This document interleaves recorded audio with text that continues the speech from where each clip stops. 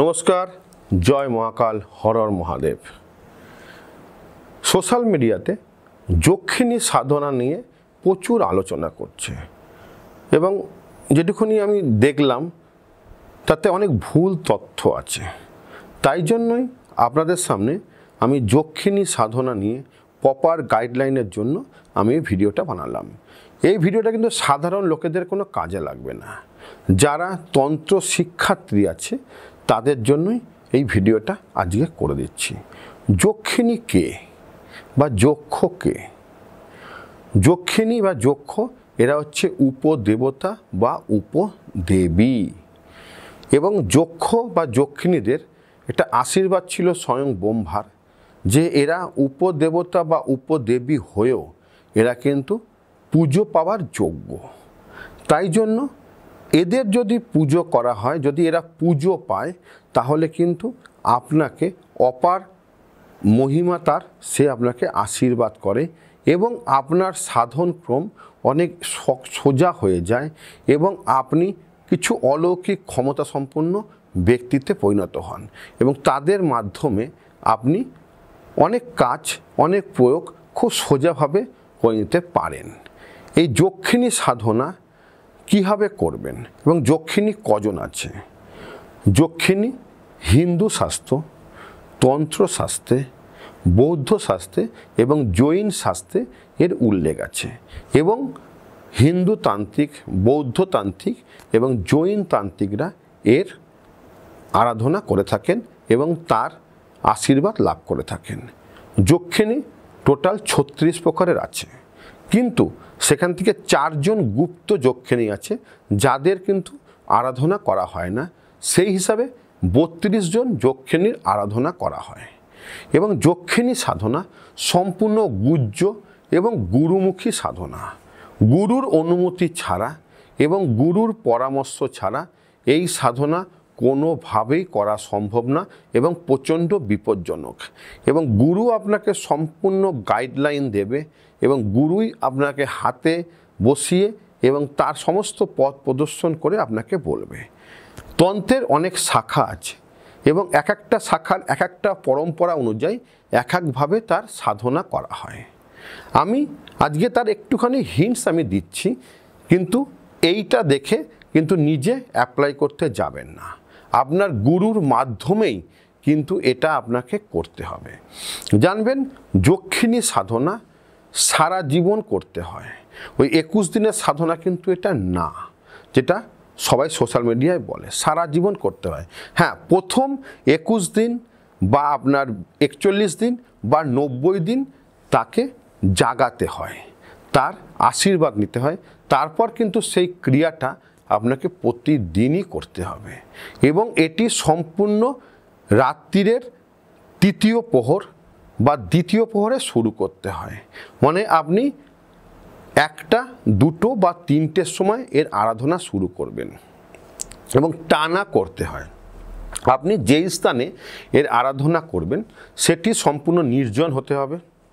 যদি আপনি কোনো মন্দিরে করেন, সেই মন্দিরে দরজা জানলা বন্ধ থাকবে এবং সেখানে আপনি ছাড়া কেউ থাকবে না।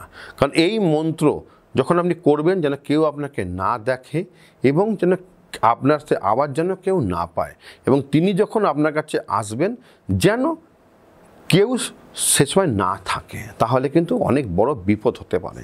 এছাড়া কোনো বেল গাছের নিচে বা বাঁশ গাছের নিচে করা যায়, বা যেই মন্দিরে আপনি আরাধনা করবেন তার আশেপাশে যেন কোনো বাঁশ গাছ থাকে বা বেল গাছ থাকে।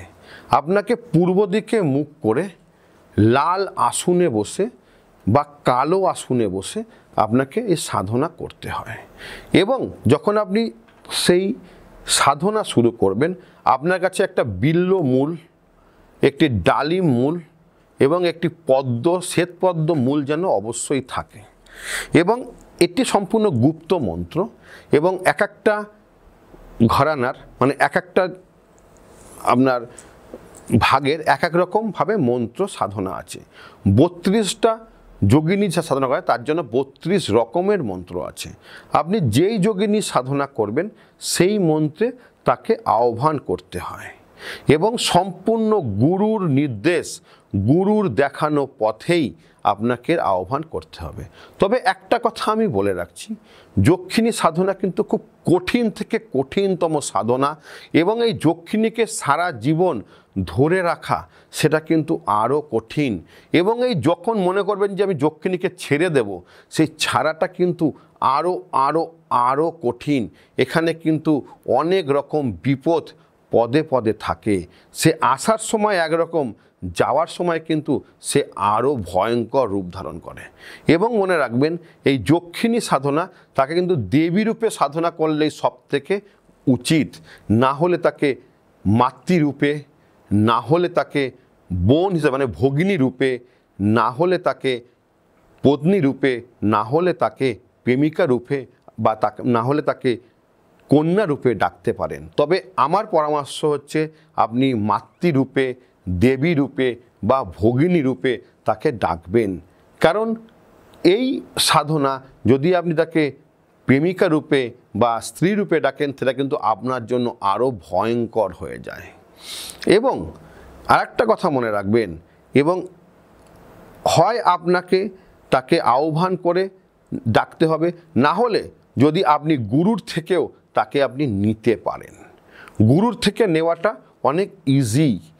গুরু তার সঠিক শিষ্যকে এই বিদ্যা দিয়ে যায়, এবং সেটা সবথেকে ভালো হয়। তাহলে কষ্ট বিপদ অনেক কম থাকে, এবং সেই পরম্পরা হিসাবে সেটা আপনি লাভ করলে সেটা অনেক বেটার হয়। এছাড়া যক্ষিণী যখন সাধনা করবেন, প্রথম 7 দিন বা 10 দিন বা 21 দিনের মাথায় সেই দেবী আপনার কিন্তু দেখা দেয়, বা তার অনুভব আপনি বুঝতে পারেন। কিন্তু দেবী প্রথমেই আপনাকে আসবে না, সে প্রথমে আপনাকে প্রচণ্ড ভীতি সঞ্চার করবে। মহিষ রূপে আপনার কাছে এসে আসতে পারে, বা অন্য কোনো পশুরূপে সে আপনাকে ভয় দেখাতে পারে। তারপরে বিকট মূর্তি হিসাবে, কালো ছায়া মূর্তি হিসাবে বা ভয়ানক মূর্তি হিসাবে সে কিন্তু আপনাকে ভয় দেখাতে পারবেন। জানবেন সে মা, সে আপনার কিন্তু ক্ষতি করবে না, ভয় পাবেন না।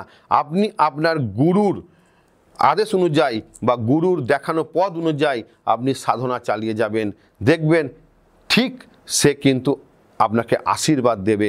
এবং এমন আশীর্বাদ চাইবেন যেটা নিজের জন্য নয়, যাতে আপনি জগতের কল্যাণ করতে পারেন, সেরকম আশীর্বাদ চাইবেন। তাহলে কিন্তু সে আপনার উপরে সন্তুষ্ট হবে এবং আপনাকে সে আশীর্বাদ দেবেন। নিজের ভোগের জন্য বা নিজের জন্য কোনো লাভের জন্য কিন্তু চাইলে সে কিন্তু সেটা ভালো চোখে দেখে না। এবং জানবেন, যোগিনীরা সবসময় পুজো পেতে ভালোবাসে, এবং তারা যদি তাদের পুজো করা হয় তাহলে কিন্তু সেটা অবশ্যই সে কিন্তু খুশি হয়, এবং আপনার প্রচুর ভাবে সে আপনি হেল্প পাবেন তার, এবং তার আশীর্বাদ আপনাকে অনেক কাজে লাগাবে। কিন্তু এই যক্ষিণী সাধনা যতদিন আপনি বাঁচবেন ততদিন আপনাকে করে যেতে হবে। যদি আপনাকে তাকে ছাড়তে হয়, জানবেন আপনার যোগ্য কাউকে তাকে দান করতে হবে। ঠিক কর্ণ পিশাচিনীর মধ্যেই জানবেন, কর্ণ পিশাচিনীও কিন্তু একটা যোগিনী বা যক্ষিণী, ঠিক সেই রকম টাইপেরও কিন্তু আপনাকে একে দান করতে হবে। তাহলেই কিন্তু তার থেকে আপনি নিস্তার পাবেন। এবং এই সাধনা আপনাকে পরম্পরা অনুযায়ী আপনাকে করতে হবে। এবং যেটা আপনাকে বললাম, যেখানে আপনার বাঁশ গাছ আছে বা বেল গাছ আছে, সেরকম কোনো মন্দির সব থেকে উত্তম হয়। নাহলে বেল গাছের নিচে বা বাঁশ গাছের নিচেই কিন্তু এই যক্ষিণী সাধনা করতে হয়। এই বিষয়ে যদি আরও কিছু জানতে চান আমাকে সরাসরি ফোন করবেন, এবং যদি জ্যোতিষ তন্ত্র শিখতে চান আমাকে ফোন করবেন। ভালো থাকবেন। জয় মহাকাল।